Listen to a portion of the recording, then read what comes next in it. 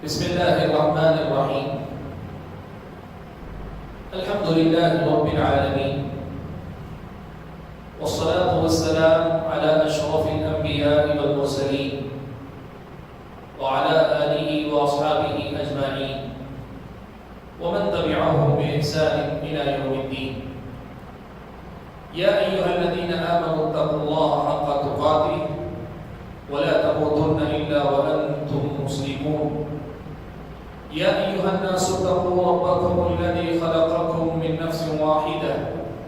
وخلق منها زوجها وبث منهما رجالا كثيرا ونساء واتقوا الله الذي تساءلون به والأرحام إن الله كان عليكم رقيبا. يا أيها الذين آمنوا اتقوا الله وقولوا قولا سديدا يصلح لكم أعمالكم ويغفر لكم ذنوبكم ومن يطع الله ورسوله فقد فاز فوزا عظيما.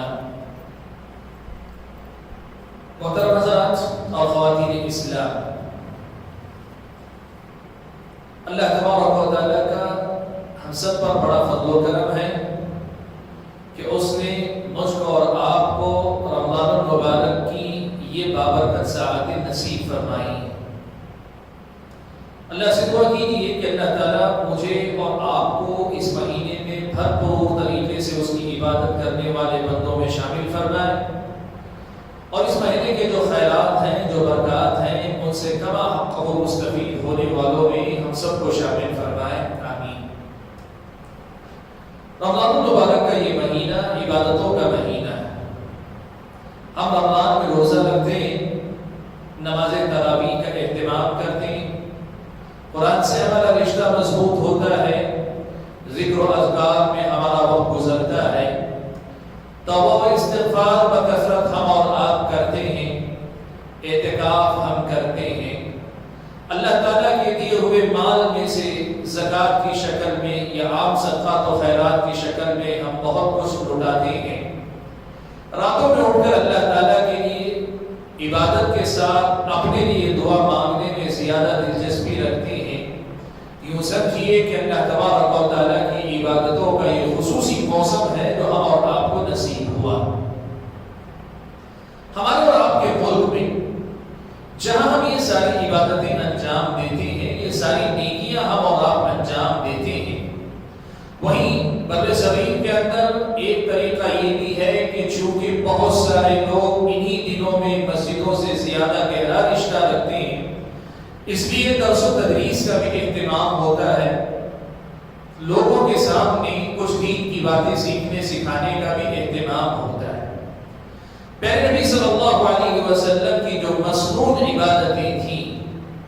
ان مسنون عبادتوں کے بعد بھی اگر کوئی آدمی مزید نفل کاموں میں اپنا وقت گزارنا چاہتا ہے، نفل عبادتوں میں اپنا وقت گزارنا چاہے تو یہ بڑی ہی اچھی بات ہے. اور اسی قبیل کی یہ بھی چیز ہے کہ آدمی اس مہینے کے اندر جہاں دوسری عبادتیں کرتا ہے وہیں طلب علم کی عبادت کو بھی انجام دینے کو جاری رکھتا ہے یا اس عبادت کو بھی انجام دیتا ہے. اس لیے کہ علم کا حاصل کرنا بھی عبادت ہے، علم کا حاصل کرنا بھی عبادت ہے. اور اس مہینے میں اگر کوئی بندہ علم حاصل کرتا ہے، خاص طور پہ ایسا علم جو اسے عمل کی طرف لے کر جائے، جو اس کی اپنی عملی زندگی کے اندر اس کی ترقی، اس کے سدھار اور اس کے آگے بڑھنے کا سبب بن سکے، تو ایسا علم مبارک علم ہے. اور ایسے علم کے حاصل کرنے میں اگر کوئی آدمی وقت لگاتا ہے تو پھر یہ نفل درجے کا علم ہے کہ جتنا وقت آپ کا اس علم میں گزرے گا اتنی آپ عبادت کر رہے ہیں. ماہ رمضان کی اس مناسبت سے، ماہ رمضان کی اس مہینے، ماہ رمضان کی اس مناسبت سے میں آپ حضرات کے سامنے ایک ایسا عنوان لے کر حاضر ہوا ہوں جس کا تعلق ہماری اور آپ کی عملی زندگی سے بڑا گہرا ہے. انشاءاللہ آج سے جو درس کی شروعات ہو رہی ہے، یہ پورا مہینہ تقریباً ہمارا یہ درس جاری رہے گا، جس میں ہم اور آپ پیارے نبی صلی اللہ علیہ وسلم کی ایک سنت کو تازہ کریں گے. اور وہ سنت ہے کہ اللہ کے نبی صلی اللہ علیہ وسلم ماہ رمضان میں نہیں لیکن اپنی پوری زندگی میں اللہ کے نبی صلی اللہ علیہ وسلم صحابہ کے اندر عمل کا شوق بڑھانے کے لیے، عمل کی ترغیب دلانے کے لیے ایک خاص اسلوب اختیار کرتے تھے، اور وہ اسلوب یہ تھا کہ نبی علیہ السلام فرماتے تھے خیر الناس، تمہیں سب سے لوگوں میں سب سے بہتر وہ ہے جو فلاں کام کرے، یا اللہ کے نبی صلی اللہ علیہ وسلم فرماتے خیرکم، تمہیں سب سے بہتر فلاں اور فلاں ہے، مختلف نیکیوں کا حوالہ دے کر اس نیکی کو انجام دینے والے انسان کو سماج کا بہتر انسان، مسلم قوم کا سب سے بہتر انسان، انسانوں میں سب سے نمایاں انسان یا لوگوں میں سب سے بہتر انسان قرار دیا کرتے تھے۔ ہم نے آپ کے لیے اس پورے رمضان کے لیے جس سلسلے کا انتخاب کیا ہے، اس سلسلے کا عنوان ہے سلسلہ تو خیر الناس۔ خیر الناس کا معنی ہوتا ہے اچھے لوگ یا لوگوں میں سب سے اچھا انسان۔ ہم پیارے نبی صلی اللہ علیہ وسلم کی ان احادیث کو سنیں گے جس میں نبی علیہ السلام نے مختلف نیکیوں کے حوالے سے یہ بات کہی ہے کہ اس نیکی کا کرنے والا انسان لوگوں میں سب سے بہتر انسان۔ خیر الناس کا یہ جو سلسلہ، اچھے لوگوں کی شناخت اور پہچان کا یہ جو سلسلہ ہے، آج کی اس درس سے اس کی ابتدا ہو رہی ہے، اور اللہ کی توفیق شامل حال رہی تو انشاءاللہ اس سلسلے کو آخر تک، مہینے کے اختتام تک ہم لوگ لے جانے کی کوشش کریں گے۔ یہ جو سلسلہ ہے خیر الناس کا، اس سلسلے میں آج آپ کے سامنے میں ایک بنیادی مسئلہ سب سے پہلے ذکر کر دوں۔ وہ مسئلہ یہ ہے کہ دیکھیے، ہم اور آپ ہمیشہ یہ چاہتے ہیں کہ ہم سب سے بہتر بنیں، یا کم از کم دنیا ہم اور آپ کو سب سے بہتر سمجھے۔ بہت کم لوگ ہیں جو واقعی معنوں میں چاہتے ہیں کہ میں سب سے اچھا بنوں، لیکن سب لوگ ایسے ہیں جو یہ چاہتے ہیں کہ دنیا مجھے سب سے اچھا سمجھے۔ پیارے نبی صلی اللہ علیہ وسلم ایسے ہی انسانی جذبے کو پیش نظر رکھتے ہوئے ہمارے اور آپ کے سامنے یہ ضابطہ رکھتے ہیں کہ اگر تم سب سے بہتر انسان بننا چاہتے ہو، سب سے بہتر انسان کہلانا چاہتے ہو، سب سے بہتر انسان کی حیثیت سے لوگوں کے درمیان جینا چاہتے ہو، تو تمہیں وہ کام کرنے چاہیے جن کاموں کے کرنے والے کو نبی علیہ السلام نے خیر الناس کہا، لوگوں میں سب سے بہتر لوگ کا، لوگوں میں سب سے اچھا انسان قرار دیا۔ آج ہم آپ کے سامنے جو سلسلہ شروع کرنے جا رہے ہیں، یہ سلسلہ انشاءاللہ روزانہ ایک نیا عمل ہمارے سامنے لائے، نئی نیکی کا تذکرہ ہم کریں گے جس نیکی کے کرنے والے کو نبی علیہ السلام نے سب سے بہتر انسان قرار دیا ہے۔ ہر دن ایک نئی نیکی کہ جس نیکی کا کرنے والا سب سے بہتر انسان، ہر دن ایک نیا کام، نئی فضیلت والا عمل کہ جس کے کرنے والے کو نبی علیہ السلام نے سب سے اول انسان قرار دیا ہے۔ اور یہ سلسلہ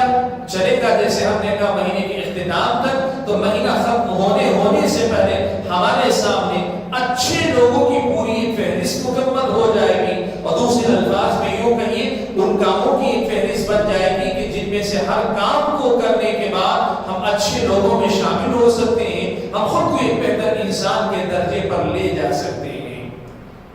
آپ حضرات اور خواتین کے سامنے آج کے اس درس میں ایک بنیادی مسئلہ حل کر دینا چاہتا ہوں۔ پیارے نبی صلی اللہ علیہ وسلم نے جہاں خیر الناس کی تعبیر استعمال فرمائی ہے، وہیں اللہ کے نبی صلی اللہ علیہ وسلم کی احادیث میں ایک اور تعبیر بھی ملتی ہے، وہ یہ کہ اللہ کے نبی صلی اللہ علیہ وسلم نے یا تو خود آگے بڑھ کر یا کسی صحابی کے پوچھنے پر اعمال میں سے سب سے زیادہ فضیلت والا عمل کون سا ہے یہ بتلایا۔ نبی علیہ السلام سے کسی صحابی نے پوچھا یہ الاعمال خیر، سب سے بہتر کام کون سا ہے، یا ای الاعمال افضل؟ اللہ کے نبی صلی اللہ علیہ وسلم نے کبھی نماز کو اس کے اول وقت میں یا اس کے وقت میں پڑھ لینے کو سب سے فضیلت والا کام بتلایا، تو کبھی نبی علیہ السلام نے اللہ تعالیٰ کے راہ میں جہاد کو سب سے فضیلت والا کام بتایا، کبھی آپ نے کسی تیسرے کام کو فضیلت والا عمل بتایا۔ اب اللہ کے نبی صلی اللہ علیہ وسلم ایک عمل کو سب سے افضل ہر موقع پہ نہیں بتلا رہے، ہر موقع پر فضیلت والا سب سے بڑا عمل بتلاتے ہوئے نبی علیہ السلام کا جواب مختلف ہے۔ ایسا کیوں اللہ کے نبی صلی اللہ علیہ وسلم نے ایک ہی عمل کو ہمیشہ اور ہر بات سب سے افضل نہیں قرار دیا؟ اس سلسلے میں اہل علم نے اس قسم کی تمام حدیثوں کو اکٹھا کرنے کے بعد یہ حل نکالا ہے، یہ جواب دیا ہے کہ اصل میں ایک ہوتا ہے کام کی فضیلت اور دوسری چیز ہوتی ہے کہ کام کا کسی خاص حالت میں فضیلت والا ہونا۔ کام اپنے آپ میں ایک فضیلت والا ہوگا، لیکن حالات اگر بدلتے ہیں تو بدلے حالات میں دوسرا کام اس کے مقابلے میں زیادہ فضیلت والا ہو جائے گا۔ جیسے مثال کے طور پر میدان جہاد میں اگر جہاد واقعی معنوں میں ہو رہا ہو تو فضیلت والا کام ہے، لیکن جب جہاد کا موسم نہ ہو، موقع نہ ہو، تو ظاہر بات ہے دوسرا عمل اس سے کہیں زیادہ فضیلت والا افضل ہو جائے گا۔ یہ اسی طرح آدمی، ایک فقیر آدمی آ کر اگر پوچھتا ہے کہ اللہ کے نبی سب سے فضیلت والا عمل کون سا ہے، اس آدمی کو اگر بتایا جائے کہ اللہ کے راہ میں خرچ کرنا بڑی فضیلت والا کام ہے تو بیچارہ کہاں سے کر پائے گا؟ اللہ کے نبی صلی اللہ علیہ وسلم نے اس بندے کے حالات کا لحاظ کرتے ہوئے اس کے حق میں سب سے زیادہ افضل عمل کون سا ہوتا ہے یہ اللہ کے نبی صلی اللہ علیہ وسلم نے بتایا۔ یا کبھی ایسا بھی ہوا ہے کہ نبی علیہ السلام کے پاس ایک شخص نے آ کر پوچھا جس کے والدین باحیات تھے، تو اللہ کے نبی نے کہا تمہارے حق میں سب سے افضل کام یہ کہ تم اپنے والدین کی خدمت کرو۔ جہاد سے بھی آگے اللہ کے نبی نے والدین کی خدمت کو فضیلت والا عمل بتلایا۔ تو اس میں اللہ کے نبی صلی اللہ علیہ وسلم نے جواب دیتے وقت حالات کا، سائل کا اور مسائل کا، تینوں کا، سب چیزوں کا خیال کرتے ہوئے اللہ کے نبی صلی اللہ علیہ وسلم نے جواب دیتے ہوئے جواب دیا۔ تب کبھی ایک عمل کو افضل قرار دیا تو کبھی دوسرے عمل کو افضل قرار دیا۔ بالکل اسی طرح ہم آتے ہیں اپنے عنوان کی طرف، خیر الناس کی طرف۔ سب سے بہتر آدمی کون ہے؟ نبی علیہ السلام نے خود 20 چیزوں کو، 20 کام کے کرنے والے کو سب سے بہتر قرار دیا۔ آپ صلی اللہ علیہ وسلم نے کبھی یہ کہا کہ تم میں سے جو اپنی بیوی کے حق میں سب سے اچھا ہوگا وہ تم میں سب سے اچھا انسان۔ کبھی اللہ کے نبی صلی اللہ علیہ وسلم نے فرمایا کہ تم میں جو قرآن کو سیکھے اور سکھائے وہ سب سے زیادہ بہتر انسان، تم میں سب سے اچھا انسان۔ کبھی آپ صلی اللہ علیہ وسلم نے فرمایا تم میں سے جس کی عمر دراز ہو اور حسن عمل کی توفیق ملے وہ تم میں سب سے اچھا انسان۔ جیسے افضل عمل میں الگ الگ عمل بتائے، یہاں سب سے اچھے انسان کی شناخت کے طور پر بھی الگ الگ عمل اللہ کے نبی صلی اللہ علیہ وسلم نے بتلایا۔ ان کا حل کیسے ہوگا؟ کون سب سے بہتر قرار پائے گا؟ تو اس کے جواب میں یہ بنیادی مسئلہ پہلے دن سے ہم اور آپ حل کر لیں، سمجھ لیں کہ یہ ایسی بات ہے جیسے نبی علیہ السلام یہ بتانا چاہتے ہیں کہ دیکھو یہ لوگوں کی آبادی ہے یا پھر ایک سماج ہے، اس سماج میں سے سب سے بہتر لوگ یہ لوگ ہیں۔ کون لوگ ہیں؟ جو یہ کریں یا یہ عمل کریں یا تیسرا عمل کریں یا چوتھا عمل کریں، پانچواں عمل کریں، یہ لوگوں میں سے بہتر ہے۔ اللہ کے نبی صلی اللہ علیہ وسلم نے یہ بات بیان فرمائی۔ اب ان میں سے بہتر کون ہوگا؟ وہی بات کہ آدمی کے حالات اور آدمی کن حالات میں کون سی نیکی کرتا ہے، اللہ تعالیٰ کے پاس درجہ بندی کے حساب سے ان کے درمیان فرق ہو سکتا ہے۔ لیکن یہاں اللہ کے نبی صلی اللہ علیہ وسلم خیر الناس کا تذکرہ کرتے ہوئے، سب سے بہتر لوگوں کا تذکرہ کرتے ہوئے جو بنیادی مسئلہ سمجھانا چاہتے ہیں وہ مسئلہ بس اسی قدر ہے کہ دیکھو یہ جو کام ہے ان میں سے ہر کام کا کرنے والا آدمی سماج کا بہتر انسان۔ دوسرے الفاظ میں پیارے نبی صلی اللہ علیہ وسلم نے یوں ہی کہا ہے ان من خیارکم، تم میں سے جو بہتر لوگ ہیں ان میں سے ایک وہ بھی ہے جو یہ عمل کرے، تم میں سے جو بہتر لوگ ہیں ان میں سے ایک بہتر وہ ہے جو یہ عمل بھی کرے۔ اس طرح نبی علیہ السلام نے بہتر لوگوں کی فہرست بنائی ہے، نہ یہ کہ اللہ کے نبی صلی اللہ علیہ وسلم نے مطلق طور پر ایک عمل کرنے والے ہی کو سب سے افضل قرار دیا ہے۔ یہ مسئلہ ہم اور آپ پہلے ہی نہیں سمجھیں، ورنہ یہ اشکال ذہن میں رہے گا نا کہ جب ہم یہ کہہ رہے ہیں کہ خیر الناس لوگوں میں سب سے بہتر انسان، تو پہلے دن ایک کا تذکرہ ہو گیا، وہی ہمیشہ اچھا ہونا چاہیے۔ لیکن اللہ کے نبی صلی اللہ علیہ وسلم نے ایک کو نہیں کہا۔ آپ سنیں گے کہ پورے مہینے میں ہر دن ہم صرف ایک کا تذکرہ کریں گے، لیکن نبی علیہ السلام نے ایک کا تذکرہ نہیں کیا، ہر دن ہم ایک اور کا تذکرہ کریں گے، جس سے پتہ چلے گا 20 لوگوں کو اللہ کے نبی نے خیر الناس، یہ لوگوں میں سب سے اچھا انسان قرار دیا ہے۔ وہ اسی لیے کہ یہ فہرست ہمارے سامنے رہے کہ اس فہرست میں کون کون شامل ہو سکتے ہیں۔ حاضرین گرامی، میں آپ کے سامنے اس مسئلے کی بھی وضاحت کر دینا مناسب سمجھتا ہوں کہ ہمارے درس میں ہم لوگ طریقہ یہ اپنائیں گے کہ ایک حدیث منتخب کریں گے جس میں نبی علیہ السلام نے کسی ہم صرف اس حدیث کی وضاحت اور اس عمل کی وضاحت کریں گے کہ جس عمل کے کرنے پر ہم اور آپ سب سے بہتر لوگوں میں شامل ہو سکتے ہیں۔